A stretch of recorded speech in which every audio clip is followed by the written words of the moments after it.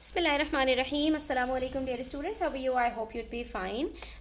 ये new syllabus mathematics book 1 है, D1, और इसका जो 7th एडिशन है उसके अंदर एक्सरसाइज 8B है। अपडेटेड 7th एडिशन के अंदर यही same exercise chapter number 3 exercise 3B के अंदर है, परसेंटेज इंक्रीज एंड डिक्रीज। इसका हमने क्वेश्चन नंबर 4 डिटेल के साथ डिस्कस किया था लास्ट वीडियो में। आज इसके फर्दर क्वेश्चन डिस्कस करेंगे, मगर वही बात कि जो पैटर्न मैंने आप लोगों को बताया था लास्ट वीडियो के अंदर वो बहुत इंपॉर्टेंट है, उसको अपने सामने रखिए। तमाम क्वेश्चंस को उसी के अकॉर्डिंग सॉल्व करने की कोशिश कीजिए, तो आपके पास कभी भी आपको प्रॉब्लम नहीं होगी। ठीक है, आई रिपीट कि आपके पास बुक 2 के अंदर जो चैप्टर आपका आने वाला है, I think chapter number 6 financial transactions, उसके अंदर भी profit and loss, GST, discount, ये सारी चीज़ें आएंगी। वहाँ पर भी यही सेम कॉन्सेप्ट अप्लाई होगा। तो जितना ज़्यादा अभी इस कॉन्सेप्ट के ऊपर आपको ग्रिप होगी, उतना ज़्यादा आपको ये क्वेश्चंस करने में मज़ा आएगा। ठीक है, स्टार्ट करते हैं क्वेश्चन नंबर 5। वीडियो एंड तक देखिएगा, अच्छी लगे तो प्लीज़ लाइक किया करें और अपने फ्रेंड्स के साथ शेयर किया करें। चैनल पर नए हैं तो सब्सक्राइब कर लिया करें। क्वेश्चन नंबर 5 में हमसे कह रहे हैं the price of a desktop computer decreases from 1360 to 1020। Last video में भी डिस्कस किया था कि जो प्रपोजिशंस हैं बहुत इंपॉर्टेंट हैं, ये आपको हेल्प आउट करेंगे इनिशियल, इंक्रीज और डिक्रीज, फाइनल अमाउंट आइडेंटिफाई करने में। डिक्रीज की बात है, इसका मतलब है यहाँ पर डिक्रीज हुआ है। फ्रॉम के बाद जो भी चीज़ होती है वो इनिशियल टोटल होता है। 1020 के बाद जो भी चीज़ होती है वो फाइनल अमाउंट होता है। तो इसका मतलब हमें तीनों चीज़ें यहाँ पर पता चल गई। अगर हम यहाँ पर अपना छोटा सा मॉडल बनाए तो वो क्या बनेगा? Initial amount minus decrease is equals to final amount. ठीक है, इसमें से हमें क्या क्या चीज़ें पता है? इनिशियल अमाउंट पता है, कैसे पता चला? फ्रॉम के बाद वाला जो नंबर होता है वो इनिशियल अमाउंट होता है 1360। ठीक है, फाइनल अमाउंट 1020। और एक और भी बात है बच्चों कि अब अगर आप गौर से देखो, अगर एक अमाउंट डिक्रीज हो रहा है, इसका मतलब है वो कम हो रहा है, पहले वो ज़्यादा होगा। इन दोनों में से कौन सा ज़्यादा है? 1360 ज़्यादा है, तो इसका मतलब है कि यही इनिशियल अमाउंट हुआ ना, डिक्रीज होने के बाद ये 1020 हो गया। लेकिन अक्सर बच्चे यहाँ पर कंफ्यूज हो जाते हैं कि 2 के बाद वाला जो अमाउंट है ये डिक्रीज की कैटेगरी में आएगा या फाइनल अमाउंट की कैटेगरी में आएगा। तो ये चीज़ें प्रैक्टिस करने से, बार बार रिपीट करने से याद हो जाती हैं।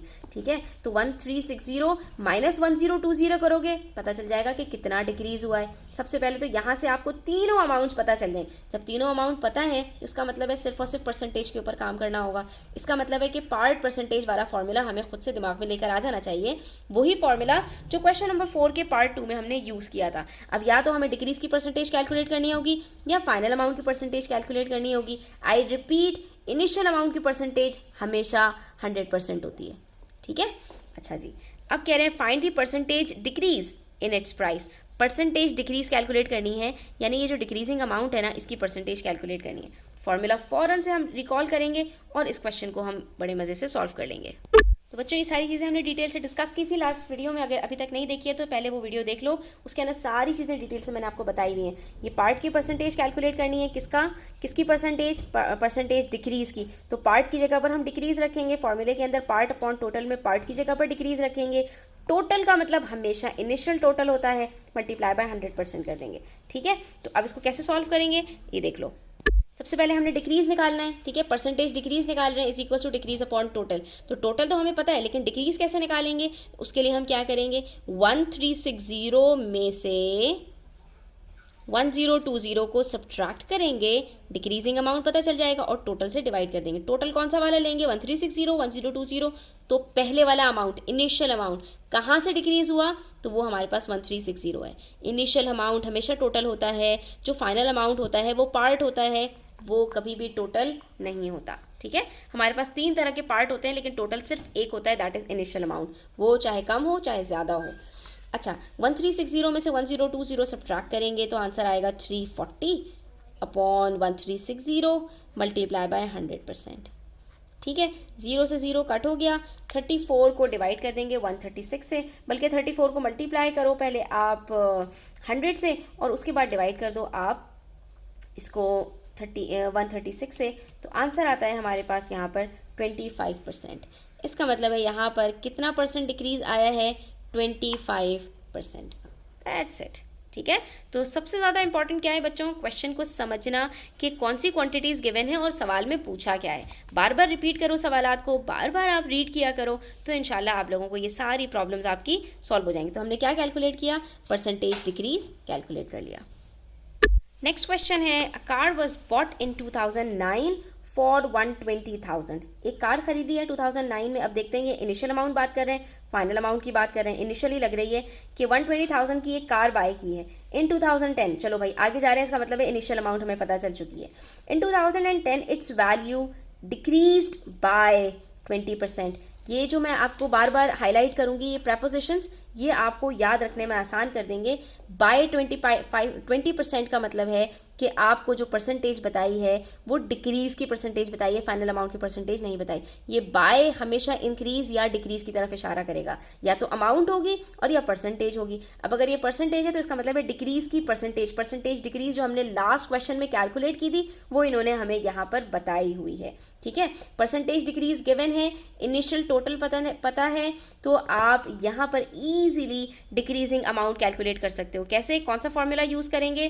पार्ट वाला फॉर्मूला यूज़ करेंगे। Part is equals to part percentage multiply by total.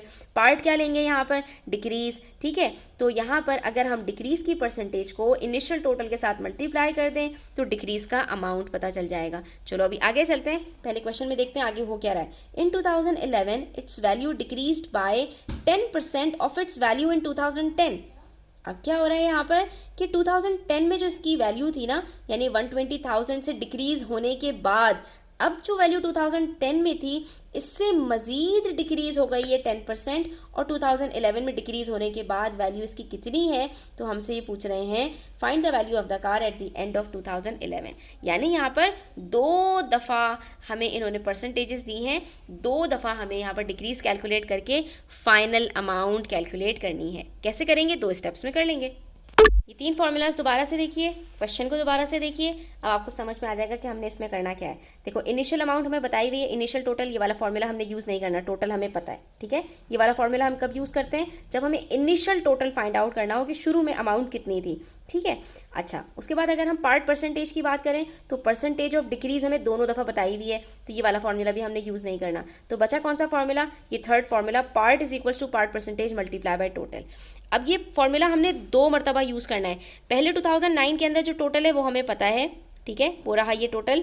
ठीक है, उसके बाद परसेंटेज डिक्रीज कितना हुआ है वो हमें पता है। तो अगर हमें फाइनल अमाउंट कैलकुलेट करनी है तो हम कौन सा फॉर्मूला यूज़ करेंगे? Final amount is equals to final percentage multiply by total. तो फाइनल की परसेंटेज कैसे निकालें?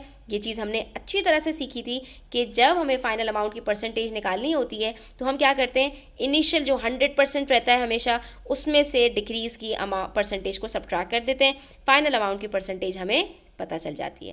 तो अब इस क्वेश्चन को सॉल्व करने के लिए हम क्या करेंगे? सबसे पहले हमने यहाँ पर डेटा लिख लिया कि कार की वैल्यू 2009 में कितनी है? 120,000, जो कि इनिशियल टोटल है हमारे पास। ठीक है, कार इतने की है, तो जो पहली अमाउंट बताई जाती है वो इनिशियल टोटल होता है।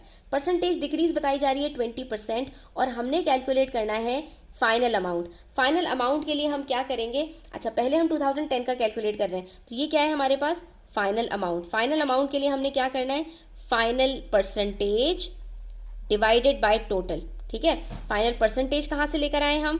तो हमें पता है कि हमेशा फाइनल परसेंटेज हमारे पास इंक्रीज़ और डिक्रीज़ को 100 में से प्लस माइनस करके आती है। अगर डिक्रीज़ है तो 100 में से हम माइनस कर देंगे डिक्रीज़ की परसेंटेज को।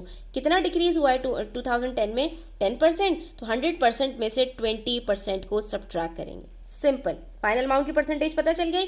फाइनल अमाउंट हमें ऑलरेडी पता है, दैट इज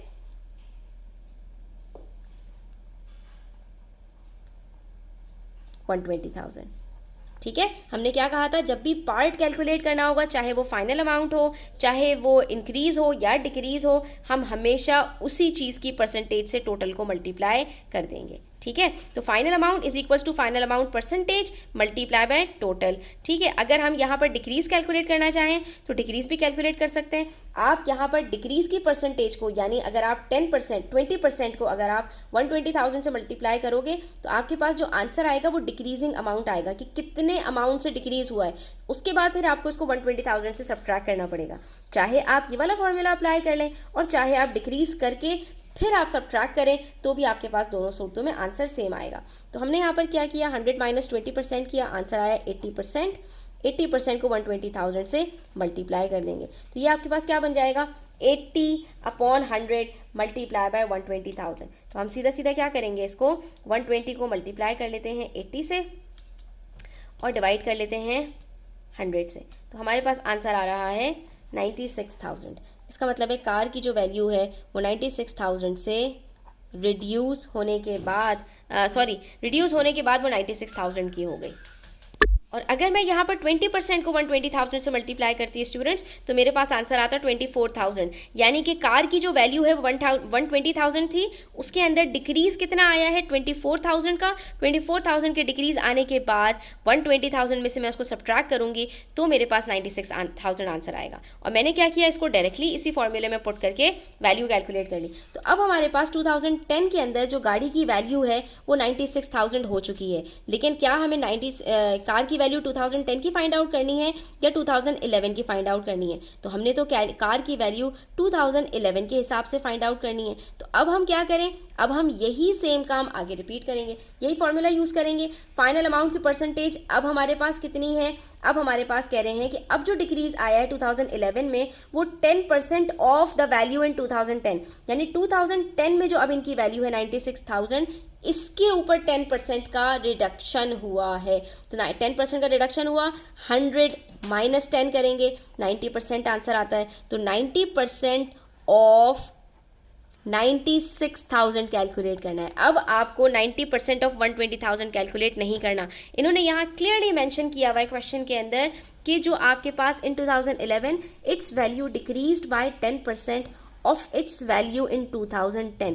2010 में जो वैल्यू है इसके ऊपर 10% का डिक्रीज आया है। अगर इन्होंने कहा होता कि it's value decreased bye 10% of its value in 2009, तो हम यहाँ पर 90% ऑफ 120,000 करते। ये छोटी छोटी चीज़ें हैं, अपने पास नोट डाउन कीजिए और इसको आप अपने पास जब नोट डाउन करेंगे तो आपको इजीली समझ में आ जाएगा। अब अगर आप 10% ऑफ 96,000 कैलकुलेट करते हैं तो आपके पास आंसर आएगा 9,600। ठीक है, तो 9,600 से रिडक्शन हुआ है, तो हम क्या कर रहे हैं 90% डायरेक्टली कैलकुलेट कर रहे हैं। अगर हम 90% डायरेक्टली कैलकुलेट करते हैं तो हमें ये पता चल जाएगा कि 2011 में रिडक्शन के बाद इसकी वैल्यू कितनी हो चुकी है। ठीक है बच्चों, तो ये हमारे पास आंसर आ रहा है 86,400।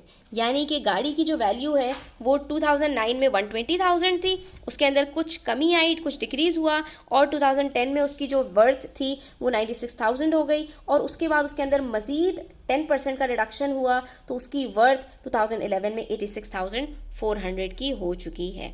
ठीक है बच्चों, तो आज के लिए इतना ही। इंशाल्लाह नेक्स्ट वीडियो में मज़ीद क्वेश्चन सॉल्व करते हैं। तब तक अपना ख्याल रखिए। चैनल पर नए हैं तो सब्सक्राइब करते जाइए। वीडियो अच्छी लगी हो तो लाइक कीजिए, अपने फ्रेंड्स के साथ ज़रूर शेयर कीजिए। टेक केयर, अल्लाह हाफ़िज़।